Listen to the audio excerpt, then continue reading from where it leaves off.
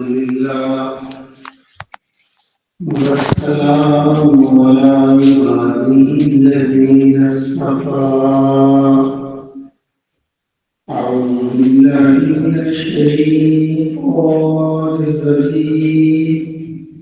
بسم الله الرحمن الرحيم. يا أيها الناس اتقوا ربكم الذي خلقكم من نفس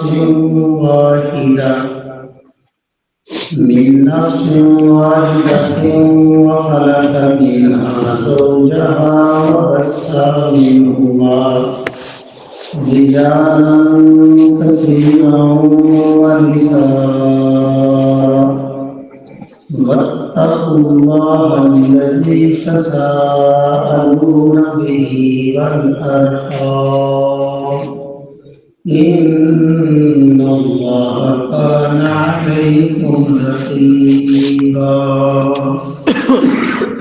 صدق الله العظيم. جزاکم اللہ. آج ہم اللہ رب العزت کا دلی طور پہ شکر ادا کرتے ہیں کہ اس کی توفیق، اس کے فضل، اس کے کرم سے میں اور آپ سورہ بقرہ مکمل کرنے کے بعد جو قرآن مجید کی سب سے لمبی سورت ہے، پھر سورہ آل عمران بھی مکمل ہوئی، اور آج جو مدنی صورتوں میں لمبی صورتیں ہیں سورہ النساء، اس کا آغاز کر رہے ہیں. یہ بھی مدنی صورت ہے. بخاری کی حدیث ہے، امی عائشہ صدیقہ رضی اللہ تعالیٰ عنہ کہتی ہیں کہ سورہ بقرہ اور سورہ النساء جب یہ نازل ہوئی تو میں اللہ کے نبی صلی اللہ علیہ وسلم کے ساتھ رہتی تھی، اور علماء کا اتفاق ہے کہ امی عائشہ صدیقہ رضی اللہ تعالیٰ عنہ کی رشدی مدینہ میں تھی، لہذا یہ مدنی صورت ہے. النساء کا مطلب ہوتا ہے عورتیں. نساء جیسے نسوانی آواز بولتے ہیں عورتوں جیسی آواز، نساء خواتین، عورتیں. تو اس صورت میں ان کے مسائل بیان کیے گئے، اس لیے اس کا نام بھی النساء رکھا گیا. اور پھر اشارہ دے دوں کہ جس وقت یہ قرآن مجید نازل ہو رہا تھا وہ جاہلیت کا دور تھا. اس میں خواتین کو اور جو یتیم بچے تھے، جیسے بھی غزوہ احد کا واقعہ میں نے پڑھا تو 70 اصحاب رسول وہ شہید ہو گئے، اور اتنے گھر تھے مدینے میں وہ مسلمانوں کے، تو گویا کہ ہر مسلم گھر سے ایک سربراہ وہ قتل ہو چکا تھا.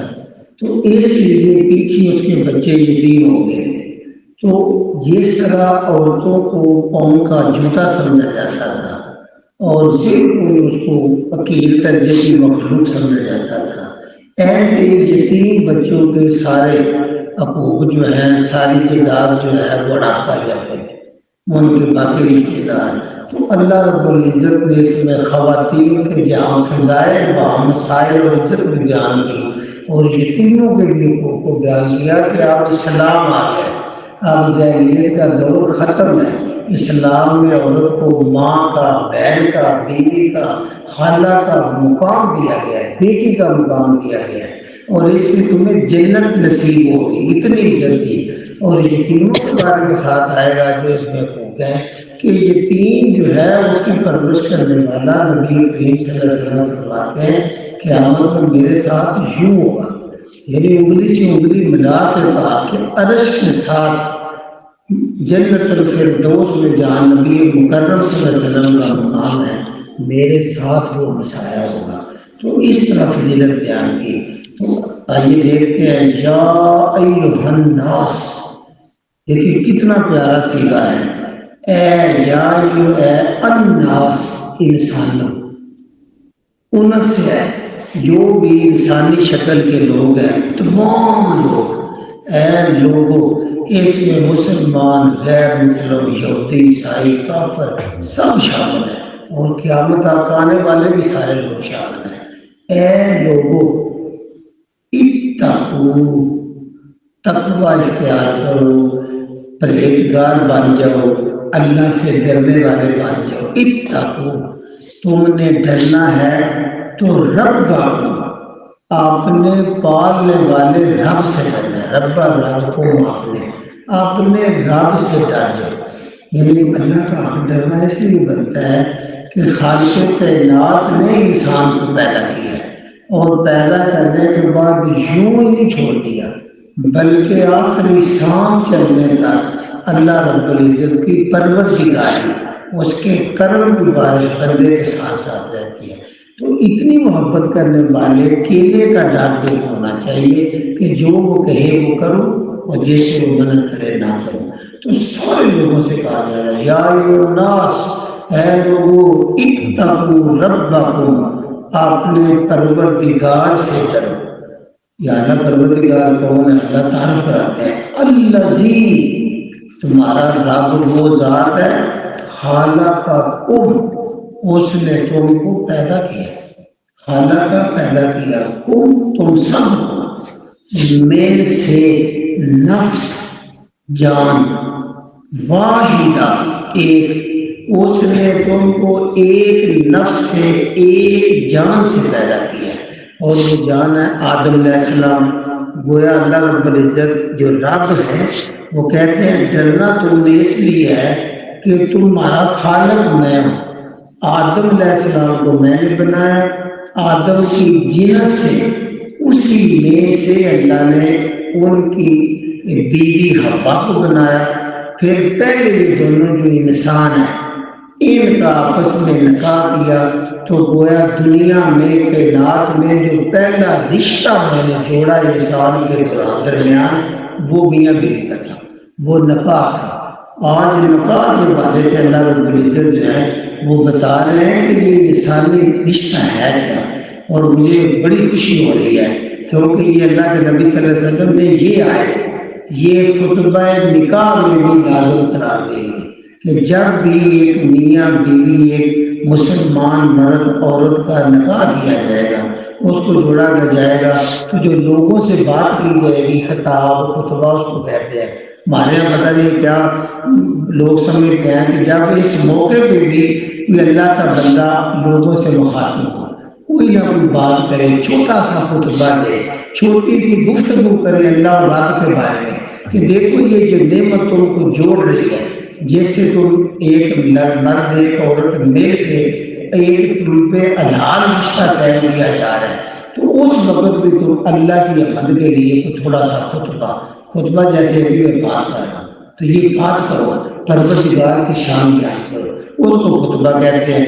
گویا کہ نکاح کے وقت یہ آئے خطبے میں پڑھنا یہ سنت ہے، اور میں اس لیے خوشی سے اعلان کرنے لگا ہوں کہ آج میرے بیٹے دانیال احمد کا بھی نکاح ہے، دیکھیں ہیں اس موقع پہ آگے، اور میں اپنی قرآن کلاس جو میرے سامنے ہیں اور جو اس کو سنتے ہیں پورے خلوص دل سے کہ آج اب طے کا دعوت ولیمہ ہے جو سنت ہے، دل سے دعوت دیتا ہوں کہ آپ کیونکہ قرآن سے منہ سے لیتے ہیں، تمہارا آنا میرے لیے یقیناً ویسے رحمت بھی ہوگا، ویسے برکت بھی ہوگا، اور ویسے خوشی بھی ہوگی۔ یہ میری درد مندانہ اپیل بھی ہے اور خوشی بھی ہے، اور جو سن رہے ہیں وہ بھی ساتھ دعا بھی ہماری ہے۔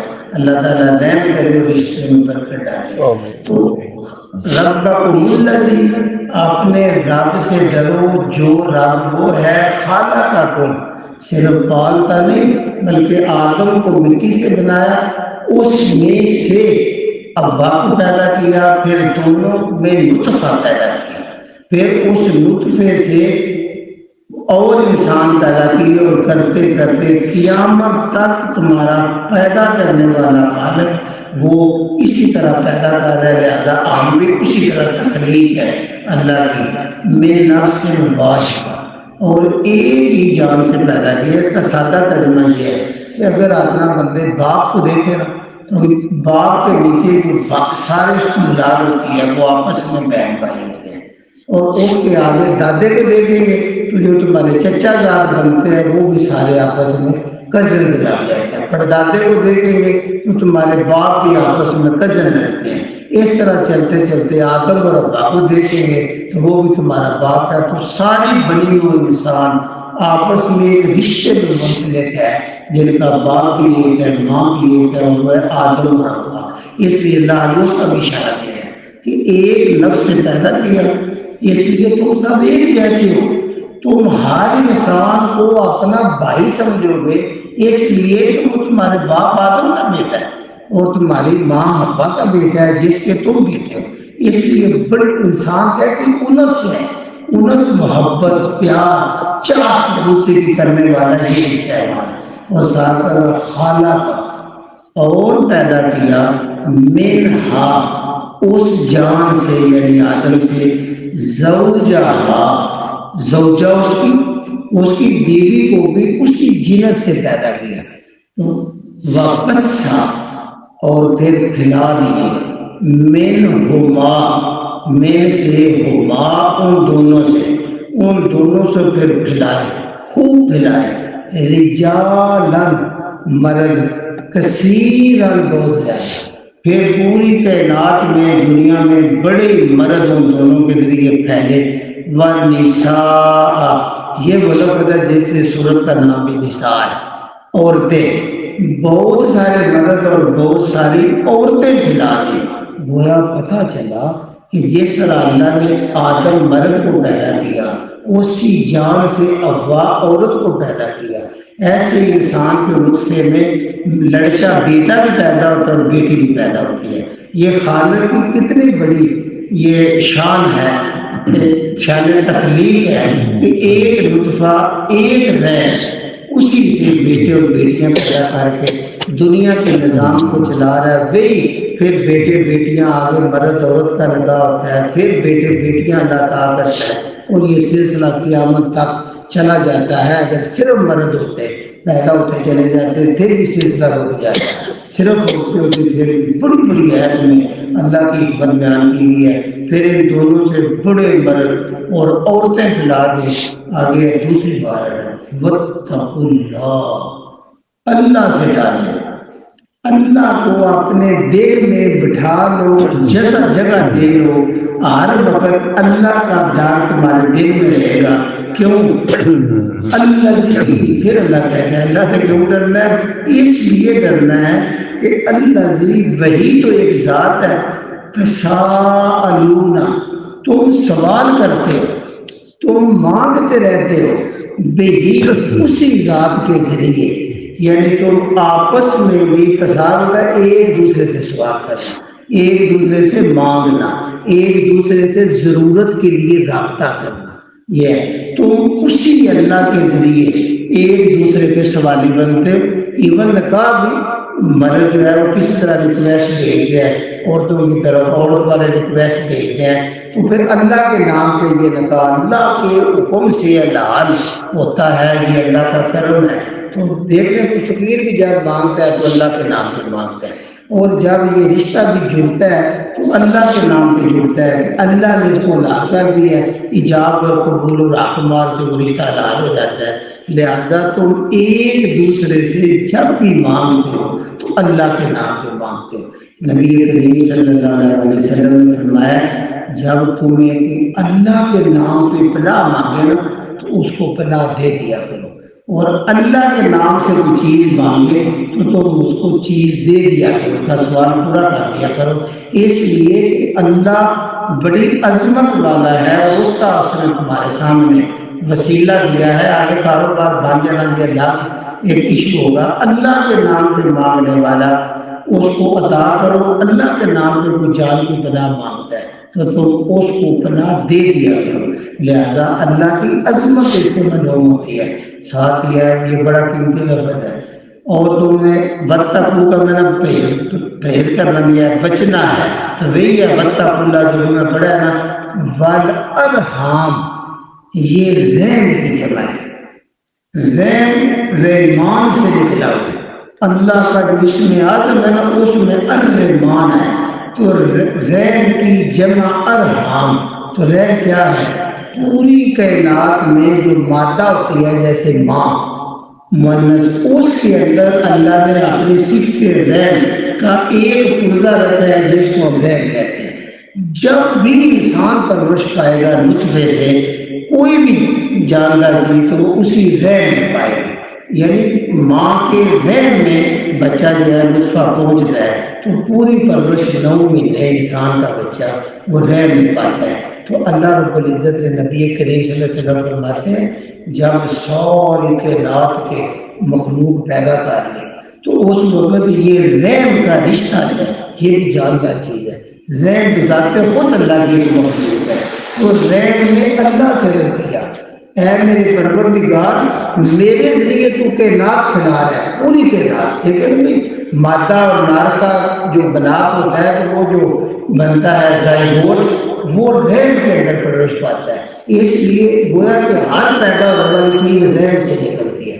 تو رحم نے اللہ کے آگے درخواست کی، اے میرے پروردگار کائنات مجھ سے پھیل گیا ہے، تو میں پھر قطع رحم سے پناہ مانگتا ہوں، یہ لوگ مجھے کاٹیں گے، یعنی رحم تو ہوتا ہے نا ایک دوسرے سے قریب ہو جانا، نرمی کرنا، پیار کرنا، جیسے اللہ کے ایمان ہے تو ہم پہ اس کے رحم سے کائنات چالی ہے، تو رحم نے اللہ کا رضا کیا، اللہ میں کٹنے سے تیری پناہ مانگتا ہوں۔ تو اللہ رب العزت نے کہا اے رحم سن لے، جو تجھ کو جوڑے گا ملائے گا میں اس کو بھی ملاتا رہوں گا، یعنی رحم کے رشتے سب سے پہلے ماں کا بہن بھائی، جیسے ماں کا رشتہ باپ سے بھی 3 گنا زیادہ ہے، اس لیے کہ اللہ نے رحم کا عضو جو ہے عذاب وہ رکھا ہے ماں کے اندر ہے۔ تو نبی کریم صلی اللہ علیہ وسلم سے پوچھا گیا یا رسول اللہ میرے اوپر سب سے زیادہ محبت رحم اور پیار کا حقدار کون ہے جس کا میں سب سے زیادہ احترام کروں؟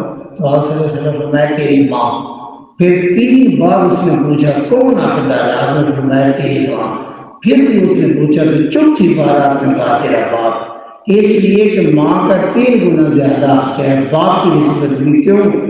اس نے بھائی اس رحم میں 9 مہینے پرورش کی ہے تمہاری، اور بڑی تکلیف کے ساتھ پالا ہے، بڑی چیزوں کی پرہیز کی ہے، وہ رشتہ جو ہے وہ ہم کو جوڑتا ہے۔ یاد رکھنا ہے اب بہن بھائی جو ہے ایک رحم سے آئے تو ان کا باپ اور ماں جن رحم سے نکلے وہ تمہارے خالہ اور چچا رہتے ہیں، تو پھر دوسرے نمبر پہ وہ تمہارے اول الارحام رحم والے رشتے ہیں، اور آگے دادے پہ چلے جائیں گے تو پھر برادری کے جو تمہارے فیملی کے چاچے بابے ہیں وہ ایک رحم سے آئے ہیں۔ اس طرح یہ اول الارحام اللہ کے نبی صلی اللہ علیہ وسلم نے یہ بھی فرمایا جو بندہ یہ چاہتا ہے نا کہ موت میں تاخیر ہو جائے، یعنی مجھے زندگی میری لمبی ہو جائے اور موت مؤخر ہو جائے، آگے ذرا چلے جائے اور میرا رزق بڑھ جائے، بخاری مسلم کی حدیث ہے، جو بندہ اللہ کے نبی صلی اللہ علیہ وسلم فرماتے ہیں چاہتا ہے میری عمر دراز ہو جائے، اس کا مطلب یہ ہوتا ہے موت ذرا اور آگے چلے جائے، حالانکہ موت کا لکھا ہوا ہوتا ہے جو چاہتا ہے میری عمر لمبی ہو اور میرا رزق بھی کھلا ہو جائے، اسے چاہیے کہ صلہ رحمی کرے، رحم والے جو رشتے ہیں ان کے ساتھ نرمی محبت اور اس کو جوڑے، کیونکہ پیغمبر اسلام صلی اللہ علیہ وسلم نے یہ بھی فرمایا ہے کہ جو رحم کو جوڑتا ہے اللہ اس کو اپنے ساتھ جوڑ لیتا ہے، اور جو رحم کے رشتوں کو کاٹتا ہے یعنی قریبی رشتے داروں سے تعلق ختم کرتا ہے، بولتا نہیں، ناراض ہو جاتا ہے اور بس کر دیتا ہے، تعلق ہی ختم، اللہ اس کو اپنے ساتھ سے کاٹ دیتا ہے، مطلب اللہ کے ساتھ رشتہ اس کا کٹ جاتا ہے۔ لہذا ہمیں رشتے داروں کے ساتھ انتہائی نرمی محبت ہے کہ ایک دیر میں آئی ایک شخص اللہ کے نبی صلی اللہ علیہ وسلم کے پاس حاضر ہوا، کہتے ہیں یا رسول اللہ میں جو رحم والے رشتے ہیں نا بہن بھائی خالہ پھوپھی ماما چاچا ان میں سے کچھ ایسے ہیں ان سے بڑے اچھا سلوک کرتا ہوں، لیکن اس کے بدلے میں وہ مجھ سے برا سلوک کرتے ہیں، میں ان سے جڑنے کی کوشش کرتا ہوں، وہ مجھ سے کٹنے کی کوشش کرتے ہیں، تو میں پھر کیا کروں؟ تو آپ صلی اللہ علیہ وسلم نے فرمایا اگر تو یہ سچ ہے کہ تو جوڑتا ہے اور وہ اچھا سلوک نہیں کرتے تو یاد رکھ تو ان کے منہ میں گرم ساتھ ہے وہ ڈال رہا ہے، اور یعنی وہ راکھ کھا رہے ہیں جہنم کی راکھ، اور جتنی دیر تو یہ کام کرتا رہے گا وہ کاٹے کو جوڑے، وہ نہ بولے تو پھر بھی بولے اسے، تو سمجھ لیا اللہ نے تیرے ساتھ ایک مددگار رکھا ہوا ہے، وہ اس کام میں تیری مدد کرے گا اور تیرے درجات کو بلند کرے گا۔ اس لیے اللہ فرماتا ہے والارحام، بھئی نکاح کا موقع ہے تو ایک رحم کا رشتہ جڑنے لگا ہے، لہذا اس ارحام کے رشتوں کو، رحم کے رشتوں کو تم نے جوڑنا ہے، اور وَاتَّقُوا ساتھ بلائے تو رحم کے رشتوں کو کاٹنے سے پرہیز کرنی ہے، تم نے بچ جانا ہے۔ ان اللہ، یہ بھی یہ رکھو، بے شک اللہ جو ہے نا، جو یہ حکم دے رہا ہے، کانا ہے علیکم، اوپر تمہارے، رقیبا، رقیب کہتے ہیں نگران کو، ہماری شاعری کی زبان میں رقیب اسے کہتے ہیں کہ ایک بندہ کو چاہنے والے دو ہیں، وہ دو جو آپس میں لگتے ہیں نا، محبوب کے علاوہ جو ان کا تعلق ہے وہ رقیب کا ہوتا ہے، وہ پھر بڑی نظر رکھتا ہے، تو دیکھ فلاں وقت اس سے بات کر رہا تھا، تو نے میرے وقت بات نہیں کی۔ اللہ مکمل طور پر تمہارا نگران ہے، اور تم سارے دروازے کھڑکیاں بند کر لو، پردے نیچے کر لو، ذہن رکھو ایک آنکھ اللہ کی تم کو دیکھ رہی ہے، تم بڑے دودھ تنہائی میں بھی دودھ میں پانی ملا رہے ہو، کام توڑ رہے ہو، کوئی دگا بازی کر رہے ہو، تو وہ آنکھ تم کو دیکھ رہی ہے جو یہ حکم دے رہی ہے۔ کیونکہ نکاح میں بھی نا زبانی تو بات ہوتی ہے، لیکن ایک روحانی رشتہ بھی ہو جاتا ہے۔ اس وقت جو بندے کی نیت ہوتی ہے، جیسے اللہ تعالیٰ کے بارے میں ہمارے یہاں کار لے، جو اندر نیت ہے اللہ اس کو جان رہا ہے، اس لیے ان اللہ علیکم رقیبا، اللہ پاک تمہارے اوپر پورے نگران ہے۔ آگے دیکھیں فوراً نکاح کے بعد جو اللہ حکم دے رہا ہے وہ یتیموں کا ہے، وَآتُوا، اور عطا کرو، دے دو، الیتامیٰ، یتیموں کو، اموالہم، ان کے اموال، مال، چونکہ جیسے غزوہ احد میں 70 شہید ہو گئے، مدینے کے ہر گھر میں یہ قرآن مچ گیا، تو پیچھے جو بچے ہوتے ہیں نا، جب باپ کا سایہ جاتا رہے اور بچے معصوم نابالغ ہوں، یتیم کی تعریف یہ ہے کہ جس کا باپ فوت ہو جائے اور وہ نابالغ ہو تو اس کو یتیم کہتے ہیں۔ تو اللہ رب العزت کہہ رہے ہیں یہ جو مال اڑاپ کر جاتے ہیں نا، چاچے مامے بابے جو پیچھے سرپرست ہوتے ہیں، وہ یتیم کے مال کو جس انداز میں اڑاپ کرتے ہیں، اللہ نے دونوں دروازے بند کر دیے۔ آگے آئے گا، سب سے پہلے حکم ہے وَآتُوا، عطا کر دو، ادا کر دو، دے دو، الیتامیٰ، جن کے باپ فوت ہو گئے وہ چھوٹے ہیں، ان یتیموں کو، اموالہم، جو ان کا مال بنتا ہے باپ کے شہید ہونے، فوت ہونے کے بعد ان کے نام منتقل ہو گئے، وہ چھوٹے ہیں، تم بڑے ہو، تم نے ان کا مال ان کو دے دینا ہے۔ آگے قرآن میں دوسری جگہ آتا ہے دینا تب ہے جب وہ رشد کو بالغ ہو جائے، صحیح اپنے مال کو سنبھالنے والے ہو جائے، اتنی دیر امانت سمجھے تم نے اس مال کو اپنے پاس رکھنا ہے، اور وہ ادا کرنا ہے جس طرح اس کا مال باپ چھوڑ گیا۔ آگے دو بندے فراڈ کرتے ہیں، دونوں فراڈ اللہ نے روک دیے۔ آگے بلا، اور نہ تاتا بدلو، تم تبدیل کرو، اور نہ تم تبدیل کرو، نہ بدلو یتیم کے مال کو، کیسے؟ الخبیث، ناپاک، ردی، گٹھیا، کم مال، بالطیب، پاک قیمتی اچھے مال سے، ان کی زمین سڑک کے اوپر ہے اور تم وہ چھوٹے ہیں، وہ ایسا نہیں آج بانٹ لیں گے، آج بانٹیں گے، اور جب وہ بڑے اتنے میں وہ سڑک پر تم آدھوتی چھوڑ کی چلی گئے۔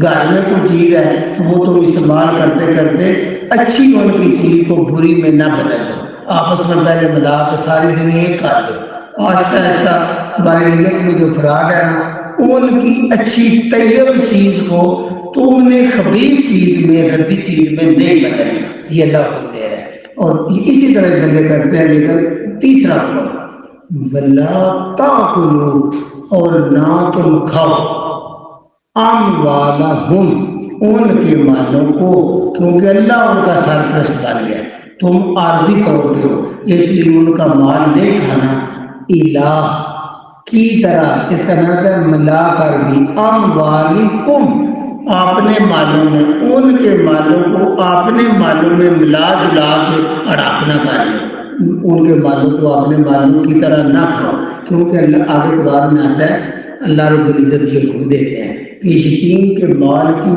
پوری تم نے نگہداری کرنی ہے، اور جو بندے یتیم کا مال کسی بھی بدنیتی سے تھوڑا سا بھی کھا جائے گا، روز قیامت نبی کریم صلی اللہ علیہ وسلم کی صحیح حدیث ہے، کہتے ہیں جب میں معراج پہ گیا نا تو میں نے دیکھا لوگوں کے منہ اونٹ جیسے، جو یہ رخسار یہ آ گیا ہے نا ہمارے اونٹ، یہ بھی اونٹ جیسے ہے، اوپر والا اتنا کھینچ کے نچنے تک گیا ہوا ہے، نیچے والا لٹک لٹک کے سینے پر آیا ہوا ہے، اتنا کھلا منہ ہو گیا کہ اوپر والا اونٹ لاکھ تک، نیچے والا نبی کریم کی سرزر شہید تھی اور نیچے والا سینے تک ہے، فرشتے جہنم کے انگارے اس کے منہ میں ڈال رہے ہیں، مسلسل انگارے ڈال رہے ہیں۔ میں نے پوچھا جبریل امین یہ کون ہے؟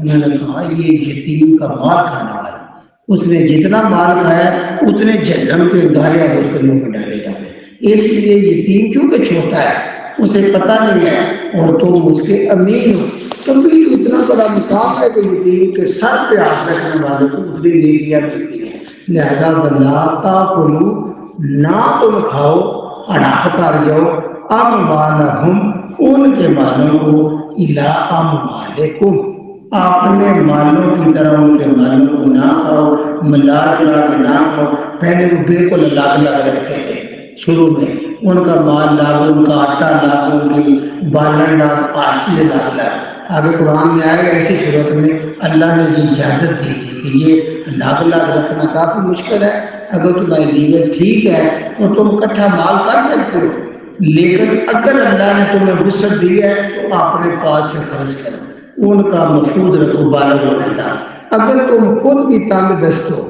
تو جتنا ان کا خرچ بنتا ہے اس حساب سے ان کے مال میں سے اپنے ساتھ ملا کر ان کے اوپر خرچ کرو، اس لیے کہ انہو، بے شک وہ جو اللہ یہ حکم دے رہا ہے نا، کانا ہے، انہو بے شک یہ کام کرنا، یہ جو اس کے مال کو کھا جانا یا اچھے مال کو برے میں بدل دینا، انہو بے شک یہ کام، کانا ہے اوبن گناہ، کبیرہ گناہ کبیرہ ہے، یعنی اندازہ لگائیے یہ چھوٹا گناہ نہیں ہے، ان کے مال کو بدل دینا یا ان کے مال کو کسی طرح بھی کھا جانا، یہ اللہ کہتا ہے یہ بہت بڑا کبیرہ گناہ ہے۔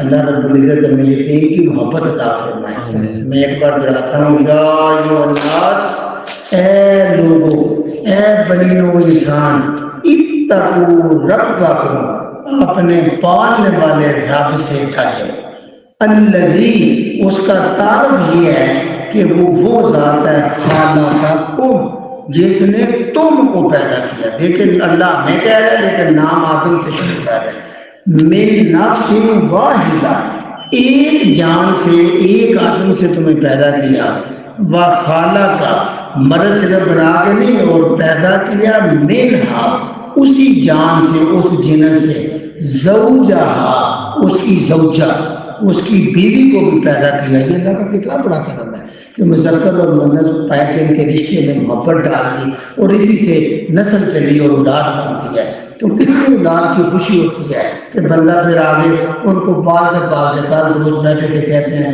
آج دیکھیں بیٹے کی شادی ہو گیا، پھر بندہ کہتا ہے اللہ پاک ان کو آگے پھر اولاد عطا کرے، پھر وہ ان کی تربیت، ان کی تعلیم، یہ چلتے چلتے پھر ان کی شادی، ایسے یہ دنیا کی زندگی تمام ہو جاتی ہے۔